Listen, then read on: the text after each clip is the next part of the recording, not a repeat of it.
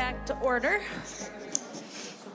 And so we're going to move to some public testimony. First up on our list is Nick Keiss, and then followed by Emily Walters. So if you'd like to come up to the rostrum, introduce yourself, and proceed with your testimony. I know Representative Bierman, you're also here as well for this provision, if you'd like to also come up.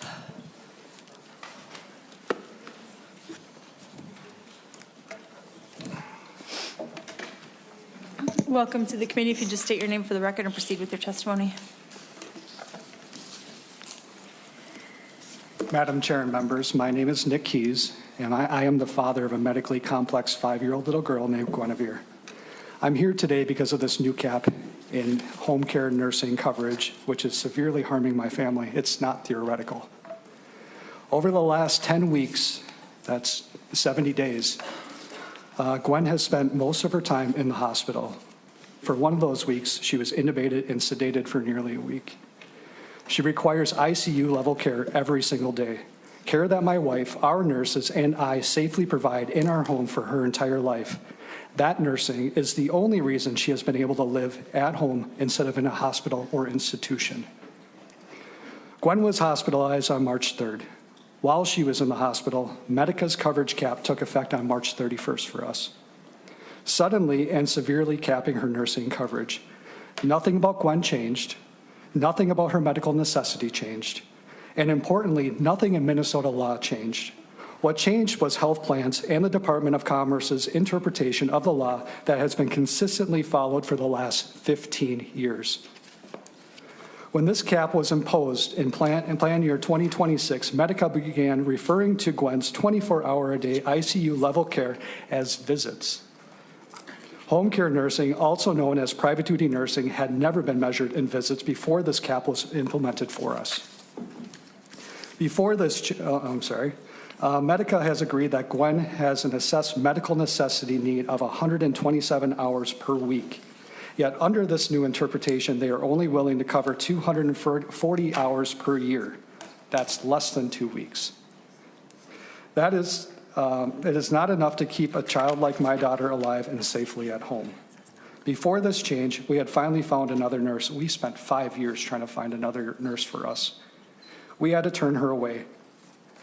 And I believe that is what has put my daughter in the hospital, and she is still in the hospital today. I just left there after 10 weeks of living in the hospital. Because Medica has shifted responsibility onto the state, Gwen's waiver budget cannot even sustain her 40 hours a week nurse, let alone expand coverage. The fragile stability we have built collapsed overnight. We're also told that families and counties were properly notified. That is not true in our case. Gwen's county worker did not even know the coverage change happened until I told her. Since then, her caseworker supervisor, and my family have been scrambling to figure out how we can safely bring our daughter home from the hospital. As already exhausted parents, the only recourse we've been giving is to appeal. First to the insurance company, then to again, and then to the Department of Commerce, the agency responsible for enforcing these laws. There has been no enforcement or clear answers. Even medically fragile children lose access to care Minnesota law has required for 16 years. Minnesota has already decided this issue when it passed Section 62Q 545. The language is clear. For people on medical assistance and who have a commercial plan, the commercial plan must cover medical necessity or necessary private duty nursing so children can remain safely in their homes and so costs aren't shifted onto the waiver system that cannot absorb them. This is about protecting children who cannot protect themselves. Medically fragile children like my daughter Gwen rely on this care to stay alive and safe. When coverage is suddenly taken away without any change in law, without any change in medical need, families are left in crisis and children are put at risk. Please stop the harm this unlawful coverage gap has caused. If the department doesn't know the difference between a home health visit and ongoing home care nursing, which it has a definition in the statute, then they should admit their mistake and fix the damage that they have done to families like mine. We are not asking for anything new from the state budget or the health plans, only to preserve what they have been doing in following the law for the last 16 years, or that's been on the books for the last 16 years. Thank you. I just want to add something too. As I was leaving today and I was putting this together, we received a bill from Gillette from March 15th to March 26th, and this is just 10 days of those visits. $246,000 is what they're charging. How does this make sense? My daughter should be at home with her family. She shouldn't have harm to her right now. She has permanent damage because we can't safely care for her at home because of this policy change that's just been implemented. It's a 5-year-old little girl. We have families. We know little girls. This shouldn't be happening. We can fix this today. Thank you. Thank you very much. Emily Walters, I'd like to identify yourself for the record and proceed with your testimony. Yep. Thank you, Chair Cagle. And I am Emily Walter. I am the mother of 5-year-old Chase. And I want to be very clear with what has been, I'll be honest, a nightmare of the past 6 months that my family has been going through. A nightmare that no parent should have to go through for their medically complex children. You don't choose to be the parent of a medically complex child. It just happens. And to add the stress, anxiety, financial burden, emotional distress that these families have been going through is despicable. And I will get to that. I heard the commissioner of the Department of Commerce this morning speak about home health services, which is a completely different service than what my child is prescribed. It's frightening to me that the person in charge of the Department of Commerce, who is supposed to enforce the law, doesn't understand the difference. I'll tell you what the difference is. Home health services. A nurse comes for a short scheduled visit, usually 15 to 16 minutes, to check a wound, give an injection, or provide teaching. These services are provided by Medicare-certified home health agencies, and they are designed for stable patients who need periodic skilled care. Home care nursing, by contrast, is continuous, hourly, one-on-one skilled nursing for medically fragile children and adults who require constant monitoring and rapid intervention. This is the care that keeps kids with trachs, like my son. He has literally a hole in his neck keeping him alive. Vents, feeding tubes, and seizure disorders alive and at home instead of in a hospital. This is not intermittent care. It's not visit-based. It's not optional. It is a hospital-level service delivered in the home.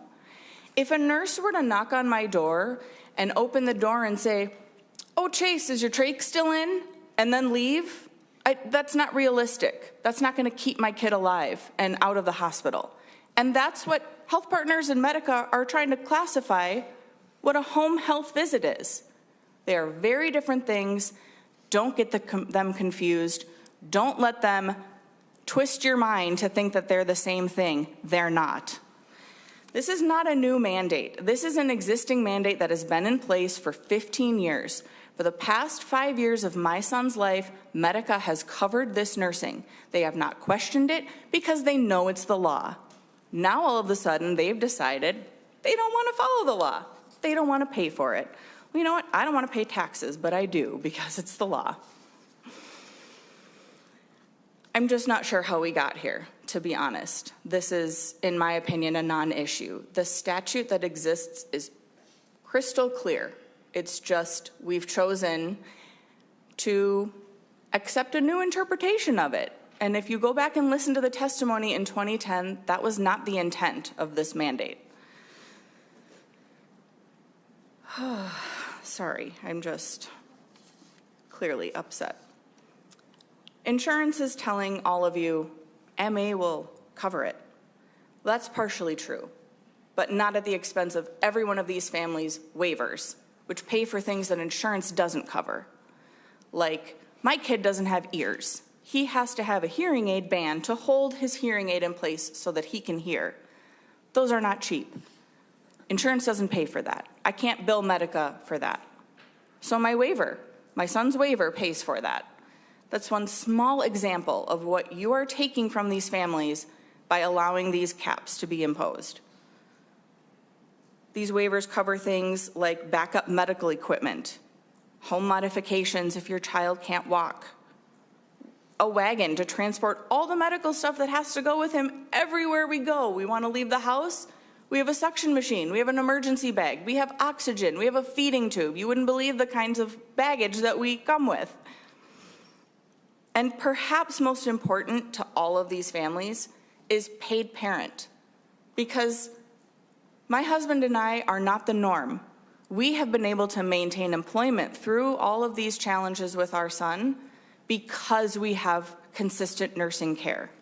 You take that away, one of us will have to quit our jobs. And many of these families are not working because the amount of medical appointments that your kid has to go to and therapies, you can't work, not unless you have a nurse.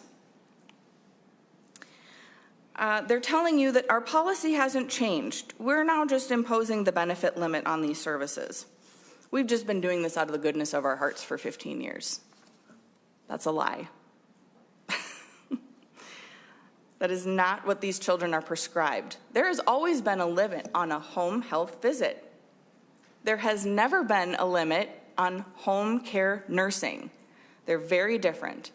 And I want to call out that it's not unlimited. My son is prescribed 84 hours per week. The other 84 hours per week fall on me and my husband to take care of my child. But many kids are prescribed more than that based on their needs. So it's not unlimited. It's what the doctor prescribes. They're not interchangeable. And these health plans know exactly what they're doing by trying to confuse you with the language. Somehow the Department of Commerce and Department of Health have failed to enforce the law. These entities that are supposed to protect consumers and vulnerable children have chosen to protect the health plans, and it's despicable. And the effects of this change are happening now. To Nick's family, to Melanie Lee's family, who you received a letter for. She wrote a beautiful letter. Please read it. This is what will happen if this doesn't get through the finish line, and this change is allowed to happen today. Nursing agencies will not be able to sustain wages on MA reimbursement. Nurses will leave the home care setting for hospitals for higher pay. Families will lose nurses and have to quit their jobs to care for their children. Not only will they have to quit their jobs, but they'll lose their paid parent benefits of the CDCS waiver. And because of all this, children will be hospitalized much more frequently because families will lose the nursing coverage and trained skills to diagnose and treat kids at home and prevent hospitalization. Children will be placed in unsafe situations with exhausted parents. I'm a parent. I'm not a nurse. I just want to be a parent to my kid. If the health plans didn't like the law that they have clearly been following for 15 years, they should be bringing new legislature to be debated. I'm asking you to put yourself in my family's shoes. If a health plan was trying to take away care that clearly understood that they needed to cover for 15 years and put your child in an unsafe environment, would you be okay voting no on this issue? I'm pleading with you to make the right decision for these families. Please do not allow the health plans to completely and carelessly dismantle a system that was so carefully put in place in 2010 to protect these children. No family asks to be in this situation. I wish I could have the time back, that my husband could have the time back. This has been a full-time job for our family, and we should be spending that with our kid, who's only going to be 5 once. Thank you very much for your time. I just want to, with Mother's Day being just passed, this is something that, is personal to me as well. My niece passed away about 5 years ago, and thinking about everything that you guys are going through, I was talking to my brother-in-law, and I said, I'm really glad you guys don't have to deal with this right now, because I know the stress that just having a complex child puts on a family. And so I can't imagine trying to juggle this on top of that. And just want to say you guys are doing great. Thank you. So thank you. Happy Mother's Day too. So thank you. Appreciate it. Representative Bierman, did you want to speak to this provision at all? Yes, and I appreciate the time, members and chairs, to talk a little bit about the bill. But I too want to thank Emily and Nick for being here today, and many of the other members I've met along the way that are the other family members that are really struggling with the way this has happened. And I think we need to keep the stories they bring today as the reality of the situation. So thank you. But I do appreciate you hearing a little bit more about the bill today, because there is a straightforward clarification that closes an apparent loophole in an existing healthcare mandate on home care nursing services that has been in law since 2010. This bill is not a new mandate and does not add costs to the commercial plans or to the state budget if we adopt it. When the legislature passed the law in 2010, the intent was very clear. For people on medical assistance who also have a commercial plan, the commercial plan is responsible for covering home care nursing services. The exact language of the transcript was the health insurance would have to cover the cost of nursing, and the state would not pay medical assistance for that service. So, members, the intent is clear. If you look at the original bill and Article 19, commercial plans were to cover the full cost of home care nursing, and medical assistance was not to pay for it. That's in the summary. Home care nursing is continuous, medically necessary care that keeps medically complex children, people with high needs out of the hospital and safely in their homes. The purpose of the mandate was to stop cost shifting onto the state and to keep this vulnerable population out of the hospital, where costs would be much higher. For 15 years, commercial plans followed this mandate without issue. That changed this year. 2 plans have reinterpreted the statute and capped home care nursing to just 10 days per year for 2026. 10 days for a service that is medically necessary on an ongoing basis. This is a dramatic departure from long-standing practice and from the legislature's original intent. In recent discussions, the plans have said that the 2010 law doesn't say they cannot cap coverage, and that they have actually just been covering these services, as you heard, from their own goodwill, not because they were thought they were required to.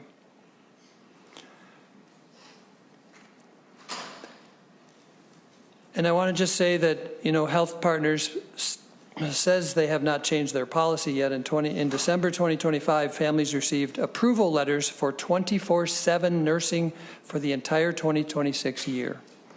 After open enrollment closed in mid-January, Health Partners sent letters capping coverage at 10 days per year. And that is a drastic change. The plans have said they applied these caps because they want the families to move to medical assistance, and that, again, is the problem here. The exact opposite of the 2010 mandate's cost-sharing time. Members, shifting this care onto Medicaid means, as was mentioned, families lose their waiver budgets and access to therapies that traditional Medicaid does not cover. Providers take a rate cut. The home care nursing workforce shortage worsens. Families lose their nurse staffing consistency, and the state Medicaid budget absorbs the full cost of care. So it's important that you understand that if we do not pass this clarification and close this loophole this year, this reinterpretation will shift millions of dollars onto the state budget. Not just the home care nursing cost, but the total cost of care. Hospitalizations, medications, enteral nutrition, all of it. Many families choose commercial insurance specifically for the reliable nursing hours, as was mentioned. With only 10 days of coverage, there's no incentive to keep commercial insurance at all, and the state will be on the hook, and the plans off the hook for the total cost of care for between 200 to 250 people in this category. If the commercial plans as was mentioned, if the commercial plans no longer wanted to cover this care, they should come to the legislature with a bill to change it. Health plans are not lawmakers. They should not be able to decide who pays for this care when there's existing law already dictating that. Their decision has caused harm, wasted countless hours of families' time as they were left to figure out this change on their own. In 2010 House Health Committee hearing where this provision was discussed, Representative Huntley said these people who are eligible for medical assistance but have the health insurance through their family, the health insurance would have to cover the cost of nursing and the state not pay that medical assistance. Crystal clear from 2010. And it was a deliberate choice by lawmakers to address it in that method. Our bill is not complicated. It's simple clarification of the legislative intent and maintains that the last 15 years of practice were appropriate. And I ask the committee to uphold these and include this in your final work. And I appreciate your thoughtful consideration of this. Thank you, members. Thank you. Thank you. Is there any member questions about this provision? I would actually like, maybe if we could get a clarification of the statutory definition of home care nursing. Would nonpartisan staff be able to give us that statute? Thank you, Madam Chair. Thank you, Madam Chair, members of the committee. So for purposes of the mandate itself, that can be found in section 62Q.545, paragraph A, which refers to the definition as it is in the medical assistance program statute. I would need a minute to actually track down that for this purpose. There is an additional definition that exists in this specific provision. There's a new definition that's inserted into this section 62Q.545, that being found in paragraph E. It is ongoing individual and continuous nursing services that are ordered by a physician, APRN, or a physician assistant, provided by a registered nurse or licensed practical nurse acting within the provider's scope of practice, medically necessary to maintain, stabilize, or restore the recipient's health due to medical complexity or the need for sustained skilled nursing assessment, intervention, or monitoring, and required for a duration or frequency that cannot be safely or effectively met through intermittent, episodic, or visit-based nursing services. I would add, just from my recollection, that language is maybe not exact to the MA language, but it is very similar. Thank you. Any further questions? All right. Thank you very much for your testimony. If you'd like to stick around or for the rest of the committee, feel free. But I really do appreciate you guys coming down here. And I know I've had plenty of conversations with the Walter family. And so I just appreciate your advocacy for your son and for your daughter. And I'm sorry she's in the hospital. I know how hard that is. And, you know, rotating your life around that building, I've seen family do it. We lived in the hospital sleeping on vinyl beds and vinyl chairs for the last 70 days, off and on. That could all I be feel prevented. bad for your back. I apologize. It's been bad. Yeah, I hear you. So, but yeah, this, you know, my niece is guiding me in this work right now. And so that's really where over the weekend, I felt it. I felt her, and I wanted to let you guys know that, you know, she is the one that's guiding my work here on this issue. And so I really appreciate you guys. Can I add something real quick? Sure. As a consumer of this home care nursing, I know that we've been talking about this being unlimited or no cap, you know, and we're trying to push as much as we can. As a consumer of it, it's not easy to get this private duty nursing. She's assessed by the county, she's assessed by DHS, she's assessed by her nursing company. and she's assessed by Medica as well, so they send that assessment. Medica, who we are enrolled with, has actually denied amount of hours that we've been assessed at, and we've come to a conclusion of these hours. So it hasn't been unlimited, and the insurance companies have had a say in this the whole time. This isn't anything new. And if we're talking about unlimited coverage, it's not.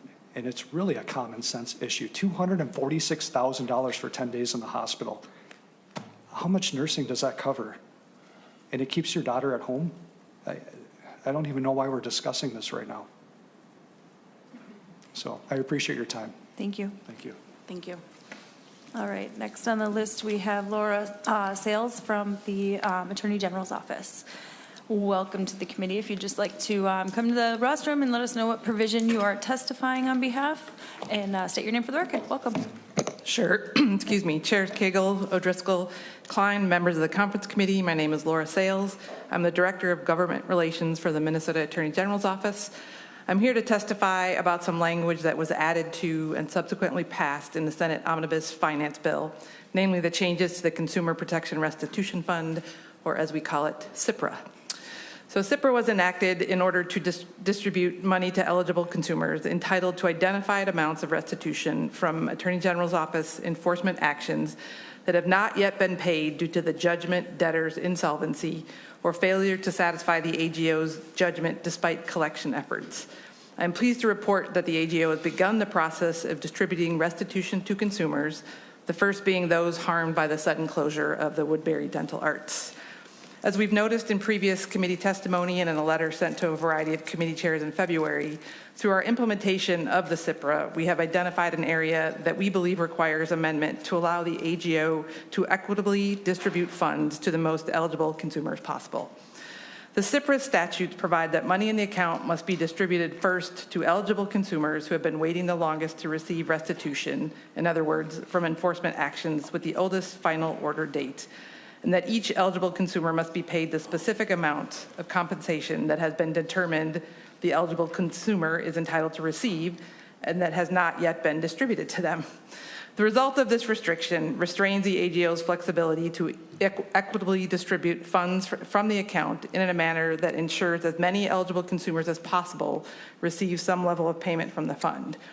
So under the current statutory language in 8.37 subdivision 5B, the only way the AGO can pay a consumer less than their entire established amount and thus provide restitution to more eligible consumers is by recommending to the legislature that the legislature prescribe a formula for prorating or capping payments to eligible consumers so that more eligible consumers will receive payment from the fund. And our February letter highlighted the need for this change.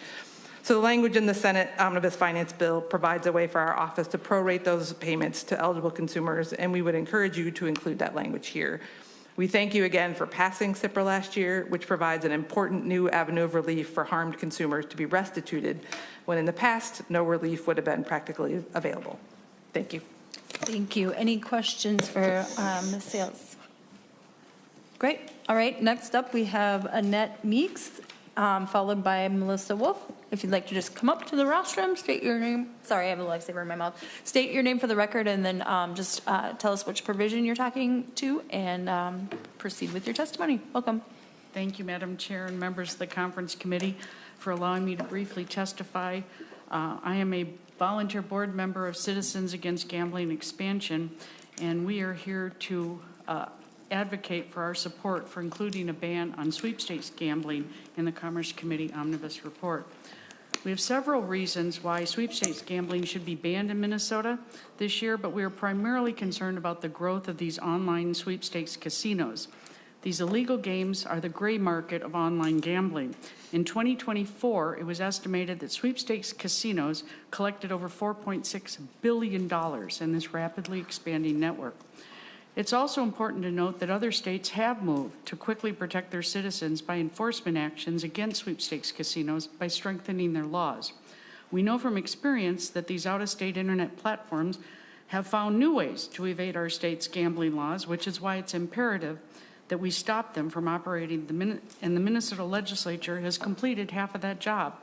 Sweepstakes casinos need to be included after the prediction market gambling bills that have been signed into law.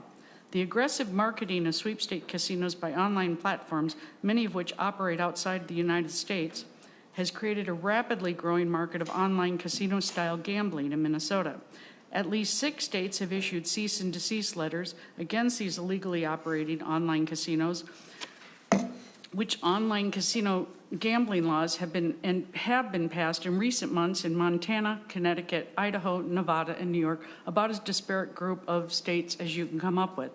This has been done on a bipartisan basis in those states and has effectively ended sweepstakes casinos from operating in those jurisdictions. Minnesota must join the 25 states that have recently passed similar laws or have legislation pending to ban deceitful and predatory casino gambling. We know from watching legislative action in other states that sweepstakes casinos are exiting those states where aggressive actions have been taken by policymakers and regulators. Indeed, they continue to advertise and operate in states like Minnesota where no enforcement actions have occurred. There's no reason to allow them to continually heavily promote illegal gambling, especially to minors, when they are operating an illegal lottery, and legislators should take steps to enforce our existing laws. Please include the language in Senate File 4474 in your conference committee report. It clarifies state law and specifically bans sweepstakes gambling. We will join over 12 states in banning these deceptive and rapidly growing form of predatory gambling by including this language in your omnibus bill. Legislation that passed on a bipartisan basis, 62-3 in the Senate. I don't even think we agree on what day of the week it is by that kind of vote. Thank you for this important consumer protection, and thank you for your time and consideration. Member questions to the testifier? Seeing none. Oh, Senator Duckworth. Thank you. I'm a little bit confused. Was your testimony about the meat raffle bill? You could say no if it's not. I'm just checking. Ms. Meeks. I have no position on the meat raffle bill. Okay, I appreciate that. I just want to appreciate the clarification. I've been getting confused myself because some people seem to think they're either one and the same or somehow related. If I recall, I voted for the sweepstakes ban bill. I'd also voted for a meat raffle bill. I think we can probably do both, so I appreciate it. Thank you. Thank you, Senator. Any other questions? All right, thank you very much. Next up, Melissa Wolf, followed by Kristen Anderson. Welcome to the committee. Good afternoon, Madam Chair and members. For the record, my name is Melissa Wolf, and I'm the Executive Director of the Minnesota Cable Communications Association. Minnesota Cable represents broadband providers serving communities statewide, from Thief River Falls to Hinckley to Waseca, collectively delivering high-speed, reliable broadband to over 1.5 million Minnesotans in urban, suburban, and rural areas. I appreciate the opportunity to testify on 2 provisions within House File 4188 today. First, we are concerned with the language regarding pharmaceutical advertising. While we respect the intent, the bill as drafted creates serious constitutional, operational, and compliance challenges for cable operators who would be caught in the middle if this provision were enacted. While the serious constitutional flaws with the pharmaceutical ad ban would certainly be litigated, it is clear that the intent of these provisions is intended to prescribe the behavior of pharmaceutical companies. Enforcement of these provisions should therefore be targeted only at pharmaceutical companies. As drafted, the bill broadly prohibits television advertising for prescription drugs. As a practical matter, compliance responsibility should rest solely with pharmaceutical companies who manufacture the drugs, produce the advertisements, and purchase the ad space. Again, if the intent of the bill is to prescribe pharmaceutical ads, then the bill should prevent the purchase of the prohibited ads, and the burden of compliance should rest with pharmaceutical companies, not with cable companies or others who run those ads. Beyond the legal issues, the bill prevents a thorny practical problem. Cable companies and others who carry television advertising are in no position to determine which drugs are covered by Minnesota Care, medical assistance, or state employee group insurance programs, and we should not be placed in the position of having to make such determinations.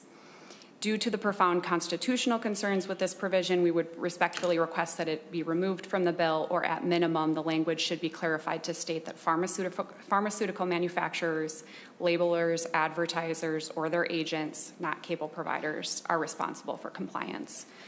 We also have concerns with the provisions related to minor access to chatbots.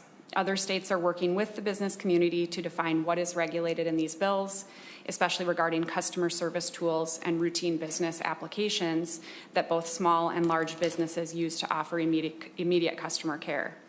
A broader or less precise definition in Minnesota could unintentionally sweep in tools consumers rely on for basic account support and troubleshooting and create confusion and limit access to legitimate customer service functions. Given the rapidly evolving landscape and the potential for unintended consequences, we believe Minnesota should avoid legislating on such an important topic in haste and take the time to study and craft language with precision that captures the intended scope of this significant legislation. Thank you for your consideration, and I'd be happy to answer any questions. Thank you very much. Any member questions for this testifier? Seeing none, then we will move on to Kristen Anderson, and then if any members of the public wish to testify, you're welcome. Just make your way up. So welcome to the committee. State your name for the record and proceed. Good afternoon, Chairs Cagle, O'Driscoll, Klein, and members of the conference committee. My name is Kirsten Anderson. I'm the executive director of Aspire Minnesota, a statewide association of children and family service providers. I'm also speaking on behalf of the Mental Health Legislative Network today. I join you today to testify in support of language in Article 3, Section 11 in your side-by-sides, clarifying that clinical trainees are part of our mental health workforce. The clarification simply restates current policy and practice for including clinical trainees in the mental health care, as described in 245I, and demonstrated by the inclusion of clinical trainees in care reimbursed across all Minnesota payers. To share a comparison, just as an intern resident physician supports our physical healthcare system, clinical trainees are a critical part of our mental health workforce. For a bit of context, this clarification is needed due to a recent billing policy change circulated by one for-profit commercial plan. The change stated that for this plan to honor current practice of including clinical trainees within our reimbursed workforce, that they would require clarification to be made in state statute, as has already occurred in Colorado, California, Iowa, and Massachusetts. Barring a clarification in state statute, this for-profit health plan has stated they will both claw back funding from services delivered and not reimburse for care provided by clinical trainees. That change would simply be untenable for our children's mental health continuum, where clinical trainees represent a significant portion of the workforce that is currently serving children and families. Without the presence of clinical trainees, we would be in even more dire straits to support access to life-saving and sustaining children's mental health care. Clinical trainees deliver care under the supervision of a mental health professional in final practicum to become licensed mental health professionals themselves, making this clarification both necessary to sustain mental health care in Minnesota and to support the future of our mental health workforce. Today's mental health professionals first were clinical trainees. We appreciate your consideration of this policy clarification to protect the status of clinical trainees as vital to our mental health workforce, particularly in this fragile moment for mental health services. We remain hopeful for this language to be included in your final report. Thank you. Thank you very much. Is there any questions to this testifier? Seeing none, thank you very much. Is there any members of the public that wish to testify? Going once.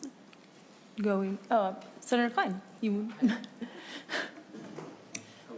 I was slow on the ball, but I actually have a question for the last testifier, Ms. Anderson. Ms. Anderson, I'm sorry if you could come back up.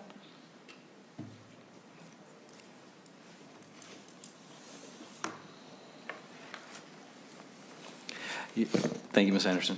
Madam Chair, you made the comparison to sort of trainees in internships and residency for medical professionals with these trainees, and I think the comparison is apt. And while those trainees are paid, they're paid at a lower rate than full-fledged professional MDs. I think the bill, as it sits before us, would require payment at full, professional levels for these trainees. Is that accurate, or? Ms. Anderson? Chair Cagle, Chair Klein, the goal here is to reimburse by code. So if you are conducting an assessment, if you are doing psychotherapy, you're reimbursed at that same code level. Practically speaking, clinical trainees are new in their careers, and so similarly, they're paid at a lesser level. As they grow in their careers, so does their salaries. Madam Chair, that does make sense. You're right. A trainee that was billing an ICD code within the hospital would get the same reimbursement to the hospital for the service. So that answers my question. Thank you. Thank you. Any other questions? Chair O'Driscoll?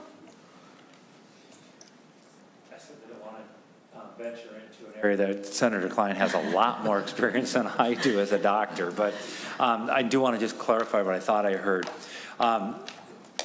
We're billing at one rate, but maybe compensating trainees at another rate, so there's a gap between what the insurance company is paying and what that trainee might be receiving. Is that what I heard?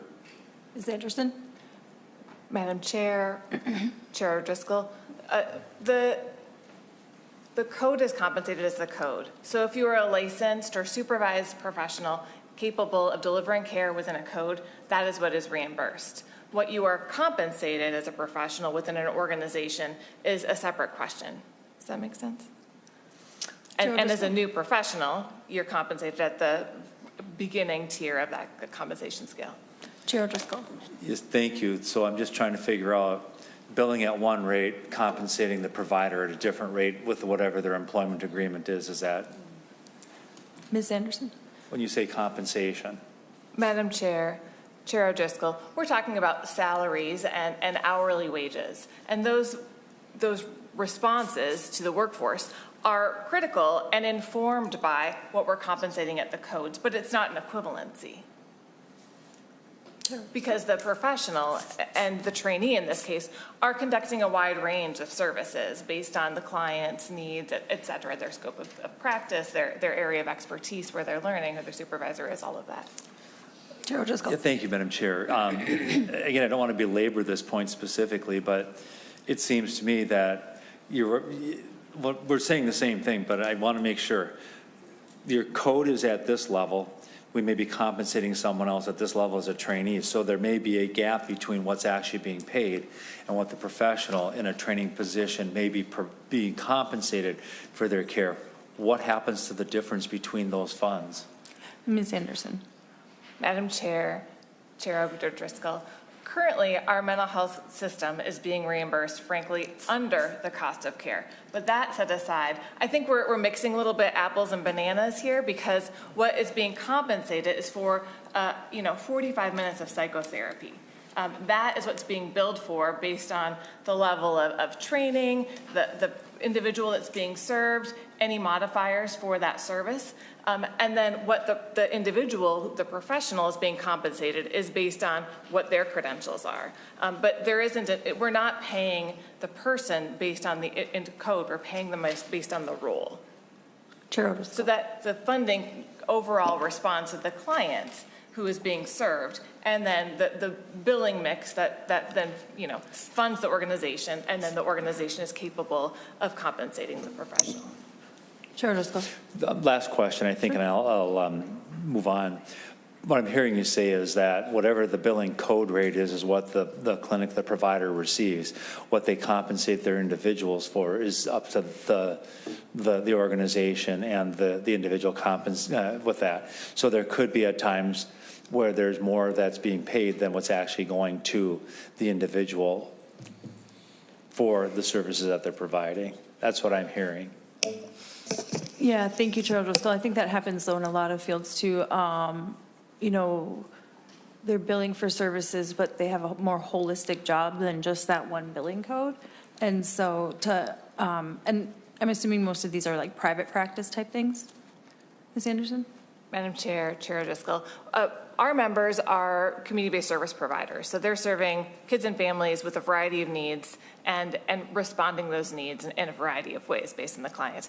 And yes, the way in which it's billing for services for the child and then receiving those resources and paying the staff. So there's not a one-to-one occurring here, because the duties of any of the professionals who are on staff far exceed that of one client at a time. Chair O'Driscoll? Good. Okay, thank you. All right, I think we have one member of the public coming to testify. If you'd like to step up to the committee and state your name for the record and let us know what provision you are testifying to, although I can probably guess. Hello, Chair Cagle, members of the committee. My name is Aaron Zellhofer. I am with Humane World for Animals. I'm here to speak in support of the pet shop provisions. I don't have the language in front of me right now. This was a last-minute decision to testify. I urge your support. I know all of you have heard this bill earlier this year. The later version of this bill has had a lot of compromises to get to a position where nobody had spoke out against the bill in judiciary. There's been a lot of work to get to a position of understanding on this bill, and compromises have been made. So we would encourage you to include this language in the final bill. Thank you very much. Any questions to the testifier? All right, seeing none. Any other members of the public that would like to testify? Oh, we have, okay, all right. So that concludes our public testimony. Chair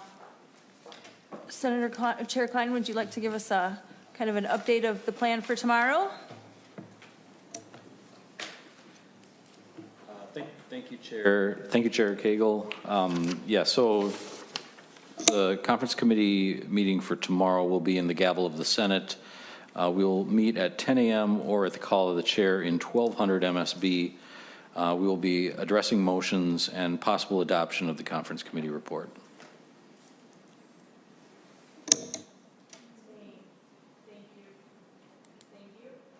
And I also really wanted to thank everybody for coming in and testifying. I will definitely take your testimony to heart when we're going in and talking about these provisions. And so I just really appreciate the participation. Chair O'Driscoll, do you have any comments at all? No? Good? Okay. All right. With that, we are adjourned. Thank you.